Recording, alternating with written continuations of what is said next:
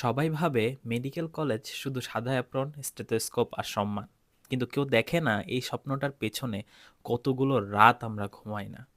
বন্ধুরা যখন ঘুরতে যাই আমরা তখন পড়ি, তারা যখন গল্প করে আমরা তখন সিলেবাসের সাথে যুদ্ধ করি।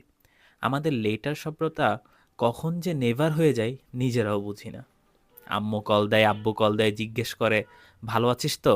আমরা বলি হ্যাঁ, কিন্তু কখনো বলি না কতটা ক্লান্ত আর কতটা ভেঙে পড়েছি ভেতর থেকে। সিলেবাস শেষ হয় না, ভাইবা ভয় দেখাই, পরীক্ষা একটার পর একটা আসতেই থাকে। ঘুম, ওটা তো ভাই বিলাসিতা আমাদের জন্য।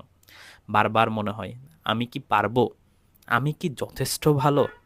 এগুলাই কেন যেন আমাদের কঠিন রোগ হয়ে গেছে।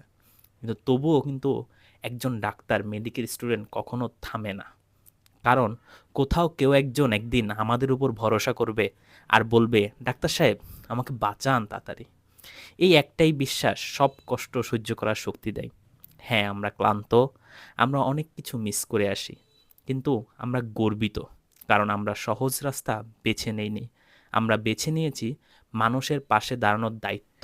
মেডিকেল কলেজ শুধু একটি ডিগ্রি না, এটা একটা ত্যাগের নাম, ধৈর্যের নাম আর নীরব লড়াইয়ের গল্প। সবাই ডাক্তার হতে পারে না, কারণ সবাই এই স্যাক্রিফাইসটা দিতে পারে না। তাই পরিশেষে এই কথা তো বলাই যায় যে proud to be a medical student and proud to be the first doctor in my entire blood.